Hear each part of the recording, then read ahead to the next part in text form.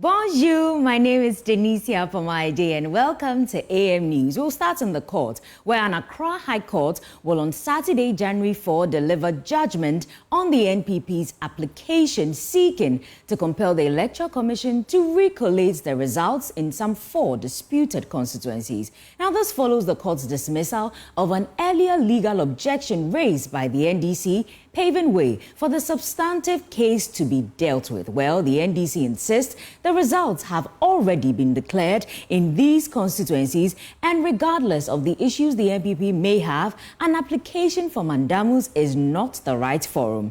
Member of our Legal Affairs Desk, Kweku Asante, has more captured in this report. The day started in court with a judge ruling on the NDC's preliminary legal objection that has been made in this case. You will recall that yesterday the NDC made a case that this was an election petition disguised as a mandamus application, and that once all the declarations have been made in all these 4 constituencies, the remedy for the NPP parliamentary candidates is to go by way of parliamentary election petition if they feel that the declaration made were null and void. And that was the case Edujiku Jotameklo made yesterday. The High Court judge disagreed today and ruled against the NDC when it comes to the preliminary legal objection. And so the mandamus application itself had to be gone into. We started from Tema Central, where Gary Nimako, the lawyer for the NPP parliamentary candidate, made the case that a coalition was not concluded and that the entire process was marred with violence, and that they did write to the Electoral Commission demanding that the results be recollated and a declaration be made. They also talked about the fact that the NDC has not provided any evidence to back the fact that they actually won that election because they have not attached any summary result sheet to this. The Electoral Commission did not oppose this application for mandamus, except to say that they are ready to undertake their statutory obligation if the court orders them to do so. Edujiku Jotameklo, the lawyer for the NDC, opposed this application and said if the NPP's case is that the declaration were made in breach of any statute or CI 127, the applicable place to go is the High Court, but by way of an election petition and not come by way of mandamus. Again, he cited a letter written by the NPP parliamentary candidate to the Electoral Commission that actually admitted that EC officials in Tema Central had actually declared NDC's Ebi Bright as the parliamentary candidate-elect, but except to say that that declaration was made in breach of due process, for which reason he wanted the process restarted. And he said once the declaration had been made, the remedy lied in an election petition. There was also a tape played in court of the returning officer in the constituency declaring Ebi Bright, and the NDC's case is that once that evidence has been led in court to show that there was a declaration, if the claim of the NPP is that the declaration was made in breach of any regulation, then they have to go by way of an election petition and lead evidence to these effects.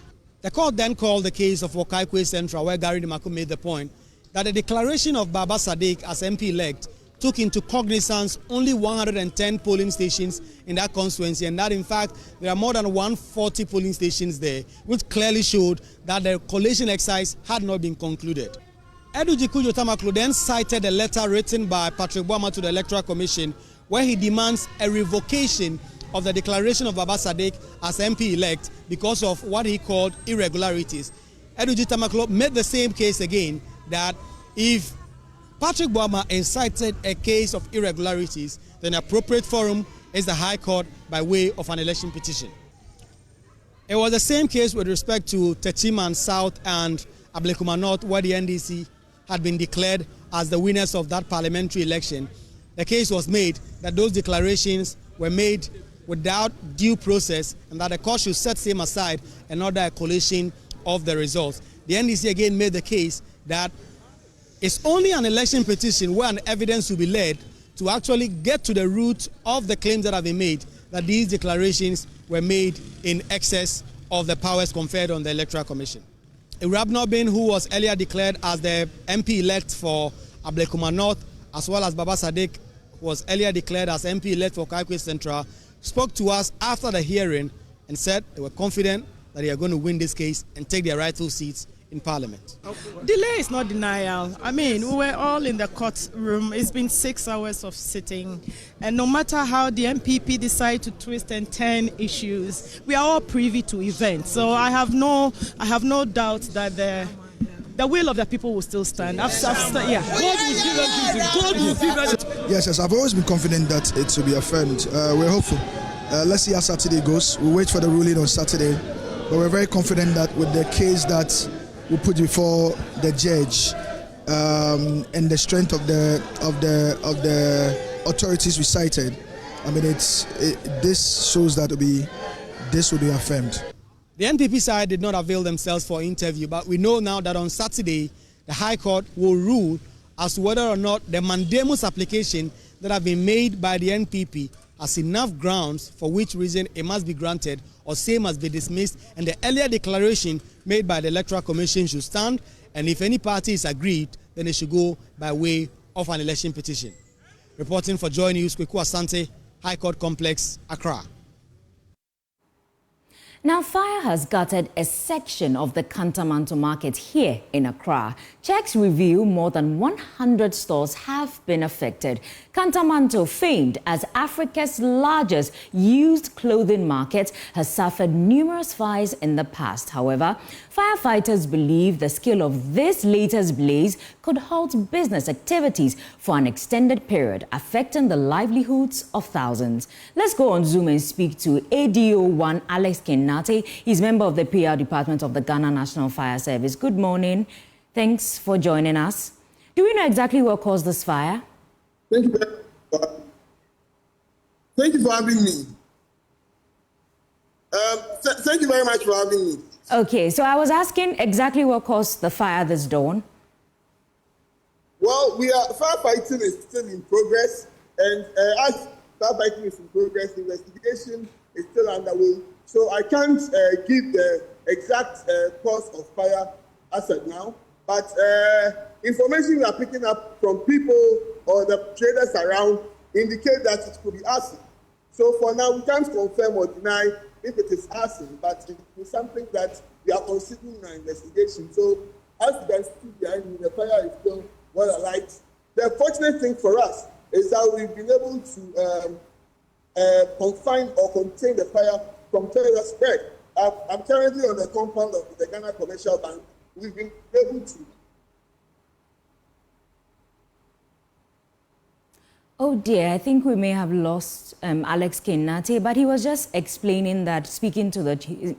Okay, so we have Alex Kenate back. So yes, so we've been able to contain the fire from further spread. But unfortunately, the fire is not under control just at the moment. It's just confined. Okay, thank you so much. But are you able to tell us, so from your explanation, you're saying that the flame hasn't completely been doused. How long do you think it would take to douse the fire? Well, I wouldn't want, as you can see, we are still, our turntable lager is still fighting the fire behind me. So for now, I don't want to jump the gun to give a specific time where the fire will be extinguished. But we are working hard and hoping that by close of day, or maybe before the close of day, we should be able to completely douse the fire and record no casualty, either civilian or firefighter casualty. Okay, but were there any significant hindrances to accessing the place to douse the fire? Oh yes, a lot. So accessibility was a big problem. Our fire tenders struggled to find access. Even as at 1:30, 2 a.m., we were struggling to find access to the place. Being able to navigate or meander our way through these stores or these shops was a big problem. Also, the fact that interferences from people around posed a very huge challenge for us because the people were interfering in the performance of our duties. So it took us quite a while to be able to get our brothers, the police, to get a station that was for us to be able to work. So accessibility has been a problem. Hydrants. The lack of hydrants in the area is also a problem for us because as we speak right now, there's no working fire hydrant within this area. The closest area that we go and replenish for water is Parisco and at the GRA head office. And this is a very big problem because looking at the early morning traffic that started, being able to drive all the way from here to Chinyere to Farisco and coming back, it poses a huge challenge for us. But we are working hard. But again, I would like to chip this in that this is a clarion call for better resourcing of the Ghana National Fire Service, because as I speak to you right now, 13 fire tenders have been dispatched or are here at the scene. Almost all the fire tenders in Accra, including Parliament, including Jubilee House, are all here fighting this fire. We called the fire tender from our regional headquarters at Tema, and then our station at Spintex. They are all here. So if there's any fire in Accra, we will be found in a tight corner. As I speak, there's a fire at Adenta, and we have to dispatch our team from Kantamanto all the way from Kantamanto to go to Adenta to fight the fire. That's how a cry for help our situation is. So this should be a clarion call to government and to key stakeholders, individuals and organizations to help resource the fire service so that we'll be able to serve them much better. Okay, so before you go, how long did it take for the fire service to respond to the distress call? So the unfortunate thing, as I don't know if I mentioned that we didn't really receive a distress call. We have what we call station outlook. Okay. So our officers at Makola saw thick smoke in the air. And so upon proceeding to the scene, then they saw a motor rider who came in saying there was fire there. Nobody had actually picked up a phone to call the fire service. It was until we got here before people started calling our control room. So our team moved from their station at Makola by 1:18 a.m. and by 1:20 a.m. they arrived here at the scene. And then realizing the extent of damage, had to call for reinforcements from all other fire tenders. So yes, it took us just 2 minutes based after we noticed the fire. Okay, thank you so much. And that's ADO1 Alex Kinate. He's member of the PR department of the Ghana National Fire Service. Now, moving on, the Catholic Church is set to build one of Ghana's largest health facilities dedicated to the care of the aged. Now, under a 5-year development plan, this facility, championed by the Behold Thy Mother Foundation, will address the healthcare needs of the elderly individuals, many of whom face significant challenges accessing medical support. The foundation has acquired 100-acre land for the project, with construction slated to begin this year. Abdullah Osman has more in this report. The specialized hospital that would be dedicated to addressing the healthcare needs of the aged in Ghana is spearheaded by the Behold Thy Mother Foundation of the Catholic Church. The initiative seeks to bridge the gap in healthcare services for elderly citizens, many of whom face unique challenges, including access to affordable medical care.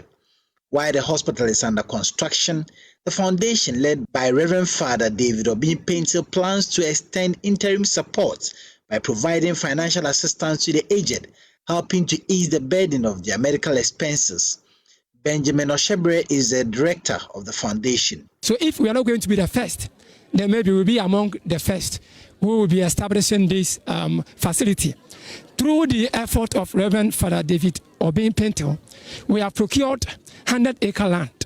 That is for the project. So this 2025, we are going to embark on that infrastructural activity. We have a 5-year developmental project. So every year, then we move from one phase to another. So 2025, we are going to start the project.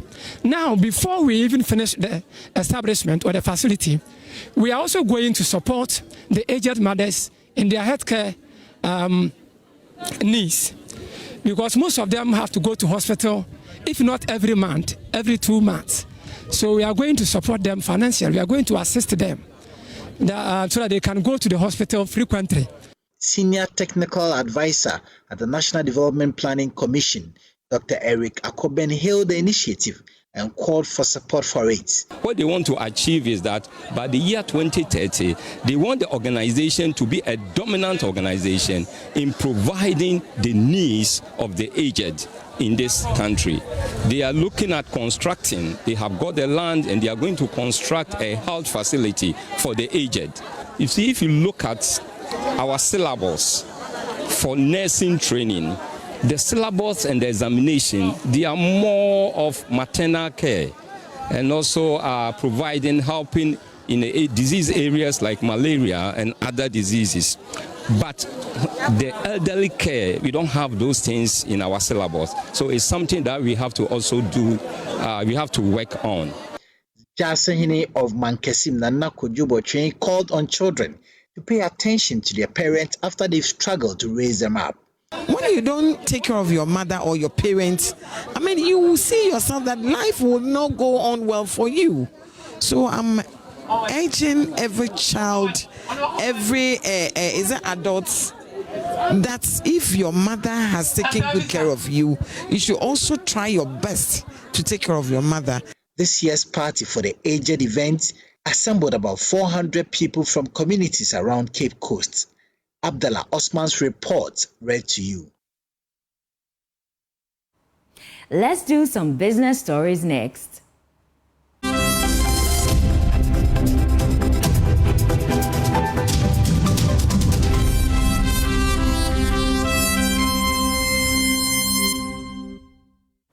Now, economist Courage Boti has indicated that the city's sustained stability will depend largely on the economic policies of the incoming administration. The local currency has been fairly stable from November last year, but there are fears that its real test will be next month.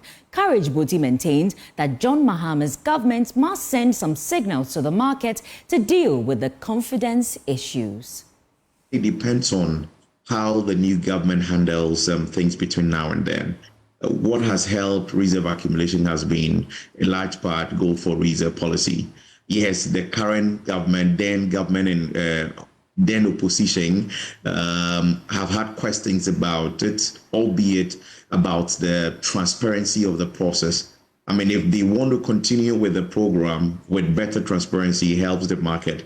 But if they would jettison a gold for reserve program, then the question becomes, how do you accumulate reserves at such a fast pace? I mean, all of those decisions will shape sentiment as to where the market will see things going forward.